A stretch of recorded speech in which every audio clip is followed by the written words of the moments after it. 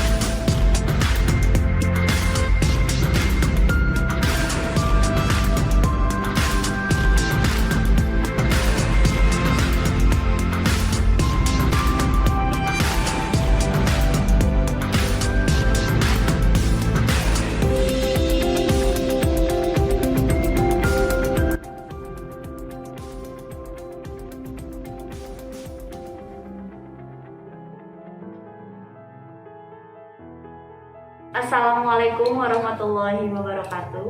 Di sini saya akan mewawancarai seorang ibu yang beralamat di Kampung Kau, RT 2, RW 7, Desa Cililin, Kecamatan Cililin. Perkenalkan, nama saya Rika Hasana, umur 38 tahun, pekerjaan sebagai ibu rumah tangga. Pendidikan terakhir saya sarjana. Saya mempunyai anak, 3 orang anak.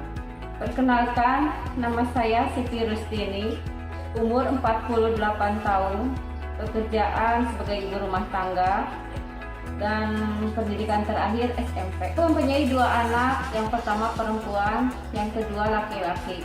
Kebetulan yang kedua sekolah di SMA Negeri Cililin. Saya Imas Nur Hasana, usia saya 46 tahun, pekerjaan saya ibu rumah tangga, pendidikan sarjana.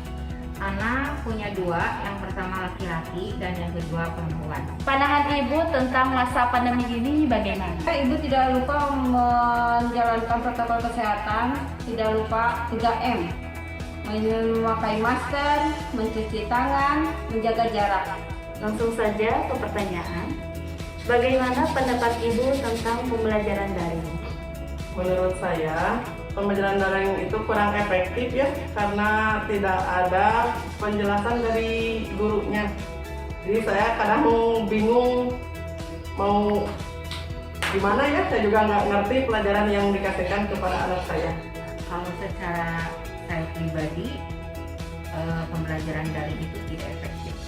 Kenapa saya bilang tidak efektif? Karena untuk pembelajaran yang seharusnya adalah face to face, pertemuan antara guru dan anak didik harus ada, terutama pelajaran matematik ya. Kalau pelajaran yang lain mungkin orang tuanya bisa melihat, membaca, dan langsung menerangkan kepada anaknya. Kalau untuk matematika dan seorang ibu yang memiliki kekurangan dalam bidang matematik, dia akan kesusahan untuk menerangkannya. Meskipun di dalam YouTube ada cara-caranya, kadang-kadang kan kalau di YouTube praktis ya. Jadi setidaknya harus ada pertemuan, ada 2 atau 3 kali dalam 1 minggu. harus dengan gurunya meskipun cuma 1 jam. Itu harus diperhatikan, maaf ya, harus diperhatikan. Mungkin itu aja. Baik Ibu. Pelajaran daring sebetulnya sih agak ya lumayan lah. Jadi si anak itu yang pelajaran pengetahuannya itu kurang, tapi yang fokusnya sama tugas. Apa yang Ibu rasakan ketika mendampingi anak dalam pembelajaran daring ini? Yang saya rasakan ada beratnya, ada tidak. Kalau beratnya ketika membujuk sang anak untuk cepat-cepat mengerjakan tugas, dan anaknya malah asik dengan HP. Nah itu jeleknya dari pandemi ini. Kenapa? Jadi anak-anak ketergantungan pada HP.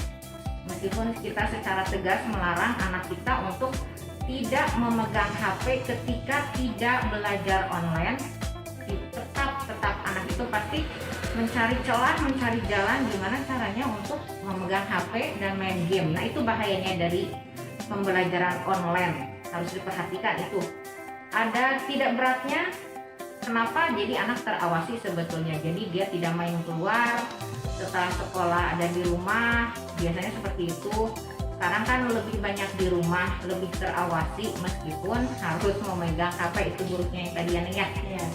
Bagaimana kondisi anak ketika pembelajaran daring dan bagaimana untuk Ibu untuk mengatasinya? Kondisi anak emang rasanya kayak jenuh, harus ya kayak yang gimana gitulah istilahnya. Jadi harus bisa-bisa ibu mengatasinya dengan cara apa gitu supaya anak gak terlalu jenuh lah. Yang saya rasakan pusing ya. Pusingnya kalau saya lagi banyak pekerjaan, banyak cucian, pasti saya kenalnya pusing sekali. Bagaimana cara Ibu mendampingi anak dalam pembelajaran daring? Saya harus mendampingi anak saya di sisinya. Kalau saya nggak berada di sisi dia, pasti dia sukar mengerjakan, malas mengerjakan tugas dari sekolah. Alhamdulillah selama ini disiplin, apa yang diarahkan dari sekolah, pelajaran apa yang harus diselesaikan. Media apa saja yang Ibu gunakan saat pembelajaran daring? HP sama buku paket dari sekolah. Aplikasi apa saja yang digunakan saat pembelajaran daring? Aplikasi yang digunakan Zoom, WA, sama Google Classroom. Bagaimana kondisi anak ketika pembelajaran daring dan bagaimana cara Ibu untuk mengatasinya? Kondisi anaknya beda-beda ya, dari hari ke hari, apalagi sekarang sudah 2 tahun berlanjut, anak semakin bosan. Per awal-awal anak menerima adanya pembelajaran daring, terus sekarang sudah mau 2 tahun anak bosan. Cara mengatasinya ya saya marah.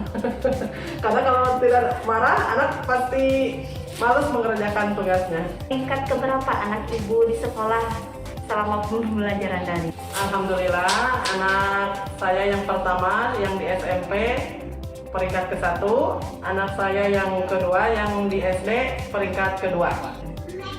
Bagaimana cara Ibu membagi waktu antara pekerjaan Ibu dengan pendampingan anak pada pembelajaran daring? Dan waktu, saya harus rajin-rajin mengatur waktu ya, dari pagi apalagi saya lagi ini ya, baru membuka kecil-kecilan, dagang kecil-kecilan.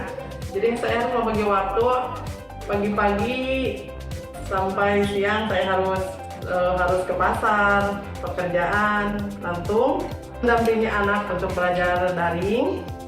Apa perbedaan yang Ibu rasakan dalam pembelajaran anak sebelum pandemi dan sesudah pandemi? Sebelum pandemi anak itu disiplin waktu, terus berangkat sekolah selalu giat, terus pelajaran di sekolah selalu dikerjakan di sekolah, selalu mengikuti ekstrakurikuler di sekolah.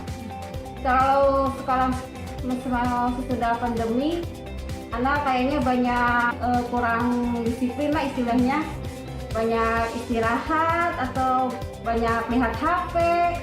Jadi kalau belajar cuma ngerjakan tugas aja. Enaknya sebelum pandemi ya, anak jadi tetap muka langsung sama gurunya, tahu sekolah di mana, tempatnya, kelasnya. Kalau daring begini, kenal guru paling di WA, lihat wajahnya di WA aja, nggak tatap muka langsung. Enaknya kita tatap muka sebelum pandemi ini, enak, jadi belajarnya tatap muka langsung. Dan apa saja harapan Ibu dalam pembelajaran daring ini? Semoga anak dalam belajar daring tetap semangat lah. Harus banyak Zoom ya, kayaknya harus banyak Zoom, karena kalau